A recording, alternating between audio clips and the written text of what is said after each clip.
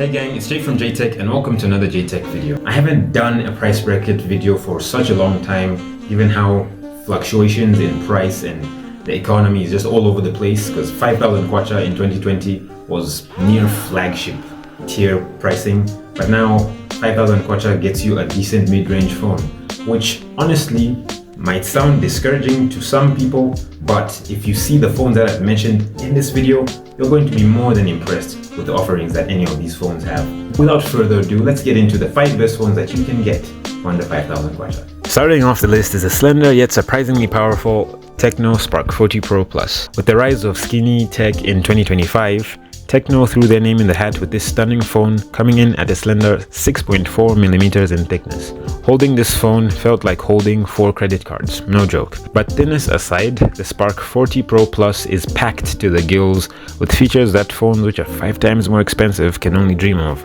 Samsung. Let's list off these features, shall we? Magnetic wireless charging? Check. An IR blaster? Check. IP64 dust and water resistance? Triple check. A beautiful curved AMOLED high refresh rate display? Somebody stop me! Okay.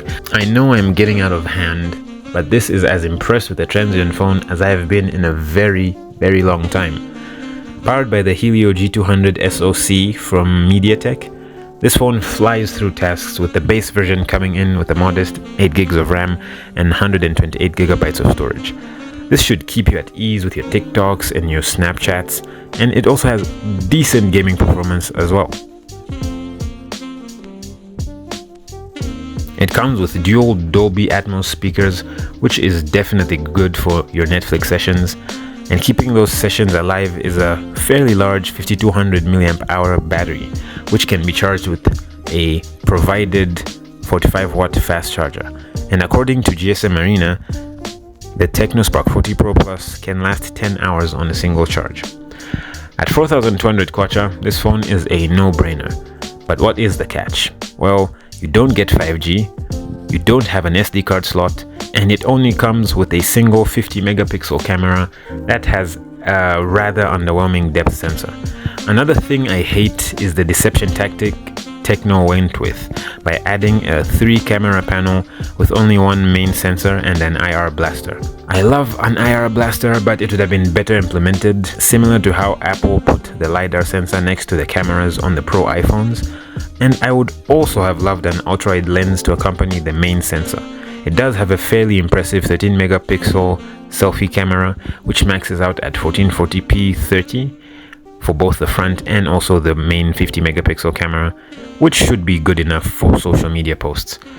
The Spark 40 Pro Plus promises 3 years of Android support, which is good enough to keep this phone for a long time. I wish it would have had at least 5 years, but at 4,200 kwacha, I cannot complain too much.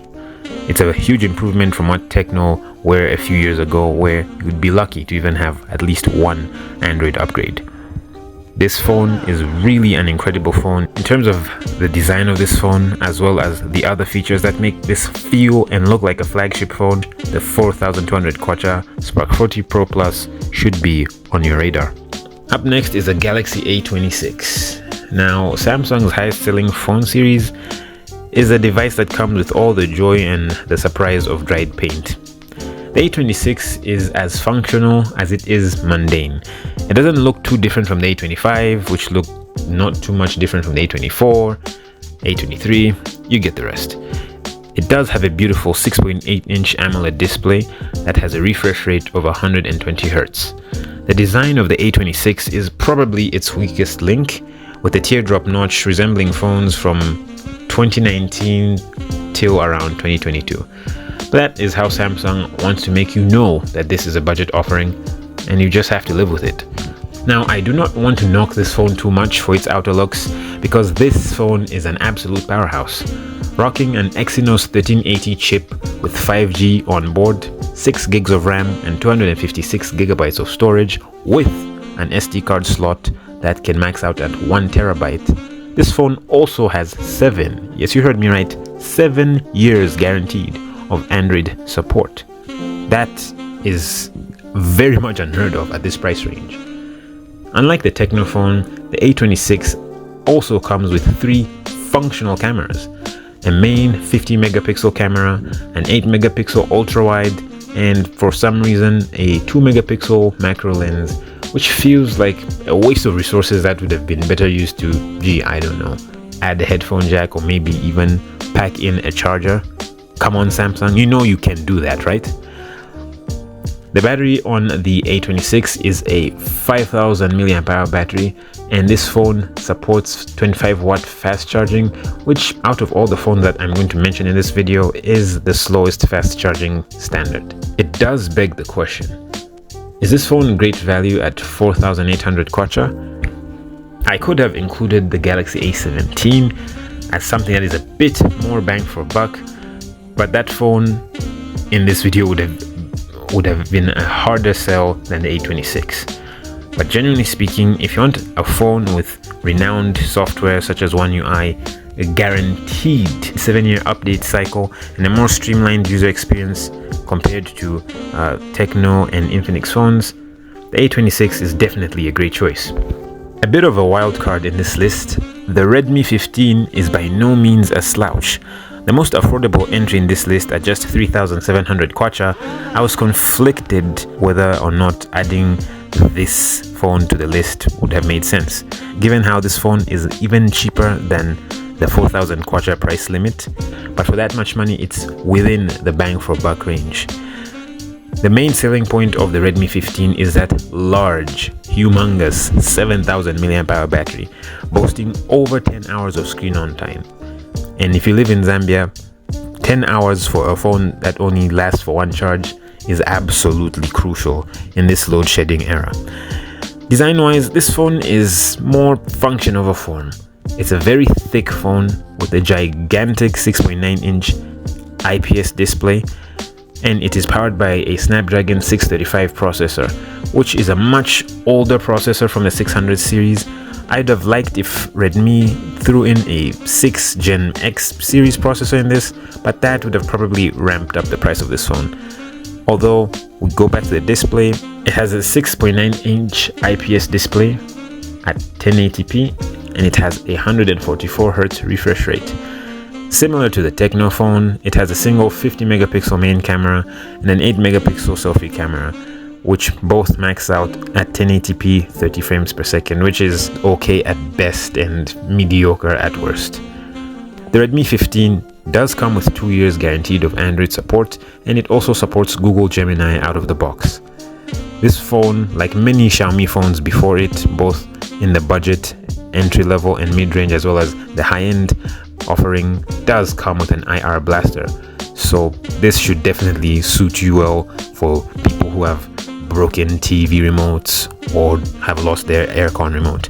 The Redmi 15 supports 33 watt fast charging, and with that large battery, it can also provide the wired power sharing to charge your other phones and accessories. This phone does have a really great value proposition, but it comes at the costs of aesthetics and performance. If you're willing to live with those drawbacks but enjoying a very smooth display and battery life that is going to last for days, the Redmi 15 should definitely be on your radar. Last but certainly not least is the Infinix Hot 60 Pro Plus.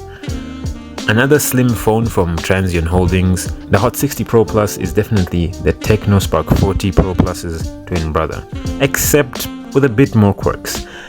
The Hot 60 Pro Plus does have the same Helio G200 processor as the Tecno, but it's tuned for gaming. On a spec-wise point of view, this is pretty much the same phone as the Tecno Spark 40 Pro Plus, although it comes in at a slightly more expensive price, with the base version coming with 8 gigs and 256GB variant. There isn't a 128GB variant as compared to what you get on Tecno, where there's both the 128 and 256GB variant, but you get the same camera, the same magnetic charging, the same wireless charging. This is pretty much the same phone, and it's up to you to decide whether or not you like Infinix or you like a bit more juice when it comes to gaming. I would definitely recommend the Hot 60 Pro Plus. Honorable mentions go to the Tecno Pova Slim. I didn't put this phone on the list, seeing that it's now teetering on the 5100 kwacha price point. I've even seen some versions that go at as high as 5,500 kwacha, and putting it on this list would have definitely skewed it towards a more expensive purchase. But I trust Techno phones will definitely be on sale. If not, they have already been on sale for some time. You can definitely snag this for around 4,900 kwacha, but you'll be lucky to find something that's less than 5,000 kwacha for the Pova Slim. The Galaxy A17 would have been added in place of the A26, but it's definitely a lot more cheaper and just provides even less of a value proposition compared to the A26. And finally, the last honorable mention is the itel S26 Ultra. Adding this phone would have been similar to what I mentioned with the Infinix and the Techno phones that are on the main list, but why it missed out is that it's also similarly priced to the Techno Pova Slim, but has a less powerful processor, which would absolutely kill the value proposition for this phone. But for itel, this is a step in the right direction in terms of trying to slightly shed their budget phone image that they've cultivated for a long time. That's the end of the video, guys. Let me know in the comment section down below, which one of these phones would you like to try out? Do you already own one of these phones? What do you think? And also, would you like for me to do more of these price bracket videos? Let me know in the comment section which one you'd like me to do next. Best phones under 10K, 15K, or under 20K, or maybe even a really big challenge, the best phone you can buy for under 3,000 kwacha. Now that should be interesting. Let me know in the comment section down below, guys, what you think of this video. Once again, thank you so much for watching this video. If you like this video, hit the like button, and if you want to see more videos like this, hit the subscribe button, and if you do not want to miss a JTech upload, hit the bell icon down below. It's been Jay from JTech. Talk to you guys next time.